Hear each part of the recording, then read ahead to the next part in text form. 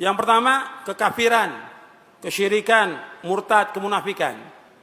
Ini menghilangkan orang dari istiqomah. Kemudian perbuatan bid'ah. Jadi kita nggak bisa main-main dengan bid'ah. Bid'ah itu membuat orang jauh dari siratal mustaqim. Karena perbuatan bid'ah sudah keluar dari siratal mustaqim. Ketiga, perbuatan dosa dan maksiat. Tadi sudah saya sebutkan, dosa dan maksiat nggak bisa dianggap ringan. Dulu para sahabat itu menganggap perbuatan dosa itu seperti dia berada di bawah gunung, gunung itu akan menimpa dia. Tapi kita sekarang menganggap dosa itu seperti lalat yang nempel kemudian akan terbang. Nggak dianggap apa-apa. Padahal para sahabat luar biasa. Menganggap perbuatan itu dosa sangat besar dan takut dia kepada dosa. Kalau sekarang orang berani pada perbuatan, nggak takut dia kepada Allah SWT. Padahal di antara doa Nabi mohon kepada Allah diberikan apa? Di antara doa Nabi mohon kepada Allah agar diberikan apa? Rasa takut. Yang takut ini menghalangi antara beliau dari perbuatan dosa dan maksiat. Allah maqsim lana min khasyatika ma tahulu bainana wa baina ma'asik. Ya Allah, berikanlah kepada kami rasa takut. Yang takut ini menghalangi kami dari berbuat maksiat kepadamu. Nabi minta kepada Allah rasa takut. Makanya kalau antum nuntut ilmu, mestinya yang muncul dari nuntut ilmu itu apa? Apa? Rasa takut. Kata Imam Ahmad, al-ilmu apa? Khasyatullah. Kata Imam Ahmad, ilmu itu takut kepada Allah. Aslul ilmi khasyatullah. Bahwa asalnya ilmu takut kepada Allah. Sekarang banyak orang gak takut kepada Allah. Takut kepada Allah. Makanya kalau kita nuntut ilmu mesti tambah takut kepada Allah. Jangan melanggar, jangan berbuat maksiat. Apakah durhaka kepada orang tua, apakah makan riba, atau berbuat yang haram, atau menzalimi orang, atau mengambil harta orang lain. Takut dia kepada Allah, takut. Dia tambah dia nuntut ilmu, tambah takut kepada Allah. Seperti itu. Makanya perbuatan dosa dan maksiat ini akan membuat orang tidak istiqamah. Yang keempat, berteman dengan orang yang tidak baik agama dan akhlaknya. Maka cari teman-teman yang baik akhlaknya. Sebab apa? Sebab teman punya pengaruh. Tadi saya contohkan, ada satu. Siapa? Muridnya siapa? Ibnu Abbas. Ibnu Abbas ini ulama sahabat. Yang dia belajar dengan Ibnu Abbas. Karena dia berteman dengan ahlul bid'ah. Jadi apa? Jadi ahlul bid'ah. Sebab kata Nabi, al-mar'u ala dini khalili falyanzur ahadukum man yukhalil. Seorang itu tergantung daripada agama temannya, maka dia perhatikan kepada siapa dia berteman. Kemudian yang kelima, yang merusak atau membuat kita tidak istiqomah, cinta dunia dan tamak kepada dunia. Ini yang terbanyak ini. Di samping yang tadi juga ini, banyak orang gak istiqomah karena dunia. Sibuk dengan dunia, tamak kepada dunia. Dan rezeki sudah diberikan oleh Allah. Kita wajib ikhtiar untuk mencari nafkah, mencari rezeki, wajib kita. Tapi sekedarnya. Ini enggak kita sibuk terus dari mulai pagi sampai sore sampai malam, terus seperti itu. Setiap hari habis waktu kita. Sampai waktu ibadah kepada Allah kita lupa, nuntut ilmu lupa, baca Quran lupa, kepada orang tua lupa, sampai istri kadang-kadang enggak diberikan haknya oleh dia dan anaknya. Karena apa? Karena dunia. Orang yang sibuk dengan dunia dan tujuan hidupnya untuk dunia. Perhatikan hadisnya. Antum lihat di halaman 92. Halaman 92 antum lihat.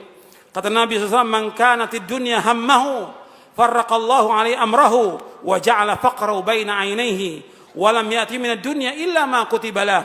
Wa man kanatil akhiratu niyatahu, jama'allahu lahu amrahu, wa ja'ala ghinahu fi qalbihi, wa atathu dunya wa hiya raghimah." Kata Nabi SAW, barang siapa yang tujuan hidupnya adalah dunia, maka Allah akan mencerai-beraikan urusannya, menjadikan kefakiran di kedua pelupuk matanya, dan ia mendapat dunia menurut apa yang telah ditetapkan baginya. Dan barang siapa yang niat tujuan hidupnya adalah negeri akhirat, Allah akan mengumpulkan urusannya, menjadikan kekayaan di hatinya, dan dunia akan mendatangi dalam keadaan menghina. Hadis sahih riwayat Ahmad, Ibnu Majah, Ibnu Hibban dan yang lainnya. Antum perhatikan di sini. Nabi menyebutkan di sini dua, barang siapa yang tujuan hidupnya dunia. Satu lagi, barang siapa yang tujuan hidupnya akhirat. Yang tujuannya dunia, meskipun dia kerja terus pagi sampai malam, malam sampai pagi terus, tetap aja rezekinya segitu yang Allah kasih. Tapi orang yang tujuannya akhirat, apa kata Nabi Muhammad SAW di sini? Allah kumpulkan urusannya, dimudahkan urusannya oleh Allah. Kemudian apa? Wa ja'ala ghinahu fi qalbihi. Allah berikan kekayaan dalam hatinya. Karena hakikat kekayaan yang sebenarnya kaya apa? Kaya hati. Bukan kaya harta. Laisal ghina an kathratil ard walakin al-ghina ghina nafs, kata Nabi. Bahwa kekayaan itu bukan banyaknya harta, bukan. Tapi kekayaan yang hakiki kaya hati. Dia merasa cukup dengan apa yang Allah berikan, merasa puas dengan apa yang Allah berikan. Perhatikan. Orang yang merasa cukup dan puas dengan rezeki yang Allah berikan kepada dia, meskipun hanya sekedarnya dia dapat setiap hari, maka dia menjadi orang yang paling kaya di muka bumi ini.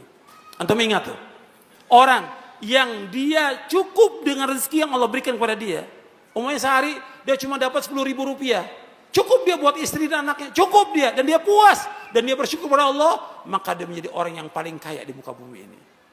Kata Nabi SAW, warda bima qasamallahu laka takun aghanan nas. Adalah kamu menjadi orang yang redha dan puas dengan apa yang Allah berikan rezeki kepada kamu, maka kamu jadi orang yang paling kaya di muka bumi ini. Ini hadis Nabi SAW. Makanya kita merasa cukup. Dan Nabi menyebutkan juga termasuk orang yang bahagia. Dalam hadis yang sahih riwayat Muslim, Nabi bersabda, qad aflaha man aslama wa ruziqa kafafan wa qanna bima ata. Kata Nabi, sungguh sukses, sungguh beruntung, sungguh berbahagia orang Islam. Diberikan rezeki cukup dan dia puas dengan apa yang Allah berikan kepadanya. Dia orang yang beruntung, kata Nabi SAW. Bahkan orang yang dia paginya selamat, punya makan cuma itu aja, dan dia puas, dia seolah memiliki dunia, kata Rasulullah. Memiliki dunia. Cuma makan cuma satu piring dengan apa adanya, tapi dia memiliki dunia, kata Rasulullah SAW. Hadis riwayat Tirmidzi. Makanya kita harus puas dan cukup dengan apa yang Allah berikan. Kalau kita lihat sekarang ini orang banyak tamak pada dunia, ngejar dunia, nggak merasa puas. Akhirnya apa? Lupa udah. Nggak. Kadang-kadang sholatnya pun ditinggalkan oleh dia. Atau sholatnya zuhur menjelang asar, asar menjelang maghrib. Kenapa? Dunia. Maghrib menjelang isya, subuh udah nggak kelihatan sudah di masjid. Kalau subuh udah nggak kelihatan. Subuh nggak muncul di masjid ya. Dunia yang membuat dia rusak. Dunia membuat orang gak istiqomah karena dunia. Dan ingat, orang mukmin tujuan hidupnya apa? Orang mukmin tujuan hidup apa? Akhirat, bukan dunia. Dunia ini semuanya seisinya lebih jelek daripada bangkai kambing dunia ini. Makanya bodoh orang yang dia sibuk dengan dunia, tamak pada dunia, orang yang bodoh. Kata Al-Imam Ibnu Qayyim dalam kitabnya Uddatus Sabirin wa Dhakhiratus Syakirin, orang yang tamak pada dunia adalah orang yang paling bodoh dan paling idiot akalnya di muka bumi ini. Gak punya akal. Kalau orang yang berakal, dia mesti tujuannya akhirat. Dunia ini kehidupan yang fana, kehidupan yang sebentar, kehidupan mimpi, fata morgana dunia ini. Tapi akhirat kehidupan yang kekal dan abadi. Allah berikan rahmat di muka bumi ini berapa? Allah berikan rahmat di muka bumi berapa? Satu. Yang 99 di mana? Di akhirat. Kalau orang yang nyari satu, akalnya nggak waras. Paham? Bapak Ibu paham ya? Yang dicari yang mana? Akhirat. Orang yang beriman yang cari akhirat. 99 rahmat Allah sediakan di sorga. Bukan yang satu rahmat. Yang satu rahmat Allah berikan kepada semuanya. Kepada orang kafir, orang fajir, munafik, manusia, binatang, semua diberikan satu rahmat oleh Allah. Tapi 99 untuk orang yang beriman nanti di sorga. Yang dicari orang beriman yang 99. Makanya kita harus istiqomah dalam agama ini. Yang kita cari akhirat bukan dunia. Dunia nggak ada arti apa-apa meskipun hanya seberat sayap nyamuk. Kemudian yang keenam, yang membuat manusia ini rusak dan tidak istiqomah, itu fitnah syahwat dan syubuhat. Syahwat dan syubuhat. Hawa nafsu dan syubuhat. Saya sebutkan di sini fitnah syahwat, fitnah keduniaan seperti harta, kedudukan, pujian, sanjungan, wanita dan lainnya. Ini fitnah. Fitnah syubhat adalah fitnah tentang pemahaman, keyakinan, aliran, pemikiran yang menyimpang. Fitnah syubhat, fitnah kesesatan, maksiat, bid'ah, kezaliman, kebodohan, keyakinan, pemikiran, serta pemahaman yang sesat. Fitnah syahwat membuat rusak niat dan tujuan dalam ibadah kepada Allah. Saya ulangi, antum lihat di halaman 95. Halaman 95. Fitnah syahwat membuat rusak niat dan tujuan dalam ibadah kepada Allah. Dan fitnah syubhat membuat rusaknya ilmu dan keyakinan. Jadi kalau fitnah syahwat membuat rusak niat dan tujuan dalam ibadah kepada Allah. Fitnah syahwat tadi seperti harta, dunia, pekerjaan, pangkat, jabatan, uang dan yang lainnya. Nabi ini nggak takut umatnya fakir, nggak takut. Yang Nabi takut dibukakan pintu dunia. Sehingga rusak tujuannya. Yang mesti tujuannya dia akhirat, jadi tujuannya apa? Dunia. Ini makanya fitnah syahwat membuat rusak niat dan tujuan ibadah kepada Allah. Adapun fitnah syubhat membuat rusaknya ilmu dan keyakinan. Syubhat atau pemikiran yang rusak, pemahaman yang sesat, membuat apa? Yang tadi ilmunya benar rusak dia ilmunya. Karena apa? Karena itu syubhat yang datang kepada dia. Bukan mustahil orang yang belajar di luar atau di Timur Tengah masuk syubhat dan menjadi tokoh penyesat umat. Dan itu terjadi yang seperti itu. Karena apa? Karena syubhat yang masuk di kepalanya dia. Rusak ilmunya yang sekian lama dia hafal Quran, hafal hadis, rusak karena syubhat masuk kepada dia. Dan rusak juga keyakinan dia kepada Allah Subhanahu wa ta'ala. Ini orang-orang yang disesatkan oleh Allah dengan ilmunya. Kenapa? Dia mengikuti hawa nafsunya. Afara'aita man ittakhadha ilahahu hawahu wa adallahu Allahu ala ilmin. Tidakkah kau perhatikan orang-orang yang dia menjadikan hawa nafsunya sebagai Tuhan? Allah sesatkan dengan ilmunya dia. Disesatkan oleh Allah dengan ilmunya. Makanya kita hati-hati bahwa kita belajar yang jelas Quran dan Sunnah ala fahmi salaf. Yakini ini, fahami dengan benar dan pegang teguh. Dan mohon kepada Allah istiqamah di atas jalan yang hak sampai kita diwafatkan oleh Allah.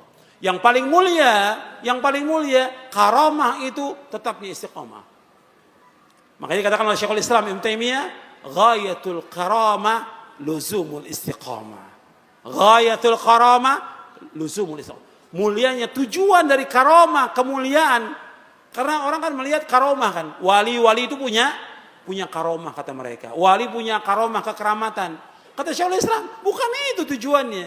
Karamah yang sebenarnya bagaimana dia istiqamah sampai dia diwafatkan oleh Allah, istiqamah di atas tauhid, istiqamah di atas sunnah, istiqamah di atas manhaj salaf, istiqamah dalam dia mengikhlaskan ibadah kepada Allah, istiqamah dalam ketaatan, istiqamah dalam menjauhkan semua perbuatan maksiat. Saya pikir cukup sampai di sini.